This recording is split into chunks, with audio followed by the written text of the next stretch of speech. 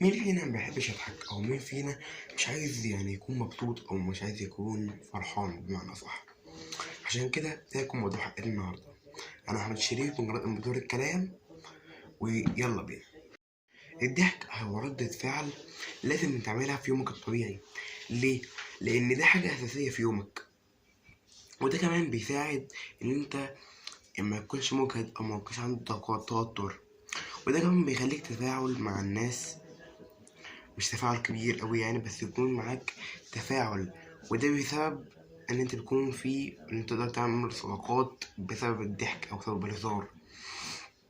عشان كده لما بتضحك بصوت عالي بتحس ان انت بتشارك نكتك او ضحكك مع الاخرين، فده بيعمل صداقة او ارتباط بين الناس. وكمان الضحك بيسبب ان اسمه ده الدماغ بترتاح لما تضحك كتير، او دماغ يعني بتحس ان النخاع بيرتاح، وهو النخاع يعني بيسترخي من الضحك. وكمان الضحك ده حاجة مهمة جدا للإنسان، عشان هو بيظبط المزاج وبيظبط الجسم وبيظبط العقل بيظبط النفسية، بيعمل كل حاجة كويسة لسبب اللي انت تضحك بس. وفي الواقع هو ليه فوائد كتيرة جدا صحية، يعني حاجة منهم مثلا بيقلل من التوتر، وبيقلل من الإجهاد، وبيقلل من التعب، وبيقلل من الأمراض. وكمان في أنواع، يعني مثلا الضحك ده بيكون ليه سبب أو من غير سبب. لو السبب اللي هو لازم تشوف برامج زي برامج يعني برامج ضحك أو سيت كوم أو الحاجات دي كلها، أو مسلسلات كوميدية أو أفلام كوميدية، دي كلها بتساعد انت نفسيتك تكون أحسن. هو كمان الضحك ده بيساعد ان انت جسمك يكون جهاز المناعة بتاعك كويس، وكمان بيخفف من الأمراض ومن أمراض القلب، وبسبب ضغط الدم المرتفع، فالضحك بيقلل ضغط الدم، وكمان بيقلل من إصابتك بأمراض القلب، يعني ربنا يشفي كل مرض قلب. وكمان بيحسسك إن مفيش مشاكل، إن الضحك ده بيحسسك إن مفيش أي مشاكل، مفيش أي حاجة يعني لدرجة اللي احنا نزعل نفسينا عشانها. وهو أصلا الضحك ده عنصر أساسي لازم يكون في يومك، لأن ده بيجيب لك سعادة وسلام داخلي كده من جواك، وكمان بتصنع صداقات كتيرة جدا. واسمه ده ولازم ندعو أو مثلا يعني نضحك ناس كتير، اللي ده فعلا يعني بيحب إن الناس بتحب تضحك، فعشان الضحك ده ليه فوائد كتيرة جدا.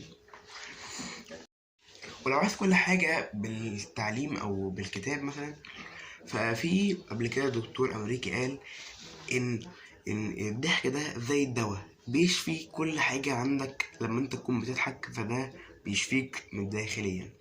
زي ما قلنا هو بيقوي الجهاز المناعي، بيخفف ضغط الدم، بيخفف يعني بيساعد على تحسين وظائف القلب، وكمان بيساعد على تقوية الجهاز المناعي،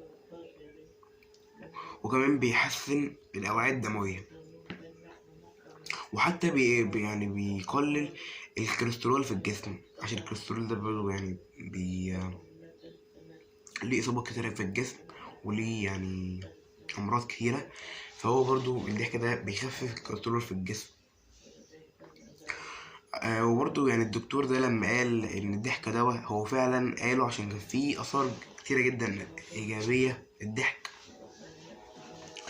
وكمان الإنسان لازم يضحك علشان ما يحسش ان هو متضايق، او بيحس ان هو او يحس ان هو زعلان، او يحس ان هو مكتئب.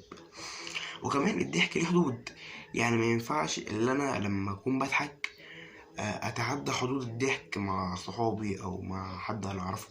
فلازم يعني الضحك يكون في حدود الاحترام. وكمان يعني انا ما تنمرش واقول ده ضحك او هزار، ده ما ينفعش برضو، ده استخدام الضحك بطريقه غلط جدا، فما ينفعش ان اتنمر على حد.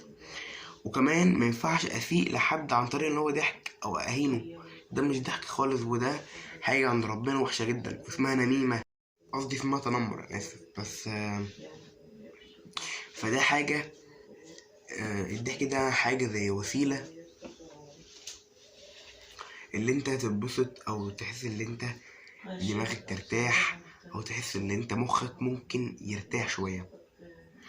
وفي النهاية او في البداية او في المنتصف معرفش، يعني الضحك ده حاجة من اروع المظاهر البشرية او المشاعر البشرية، عشان ده بيحسس بالفرح والسعادة، وده وسيلة للتسلية او لعلاج الطبيعي او للجسد او للعقل.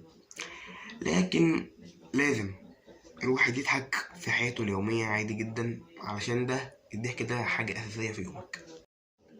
ونيجي بقى لأهم حاجة، وهي هرمون السعادة أو هرمون الضحك. دي من أهم الهرمونات الموجودة في الجسم. ليه؟ لأن ده مسؤول عن أعصاب في الدماغ، بتخليك تحسن مخك وتحسن أفكارك.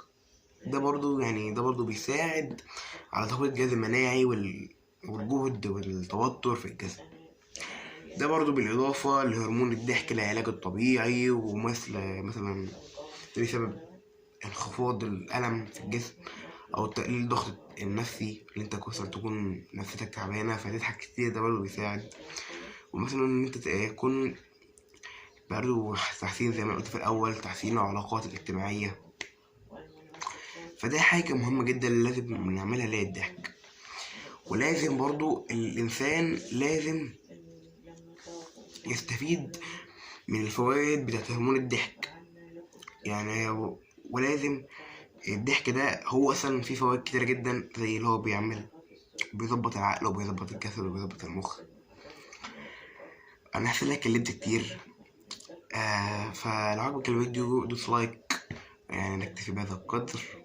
لو عجبك الفيديو دوس لايك بقى، ولو عجبك القناة شخصيا اعملها اشتراك وتفضل الجرس عشان يوصلك كل جديد. والسلام ختام.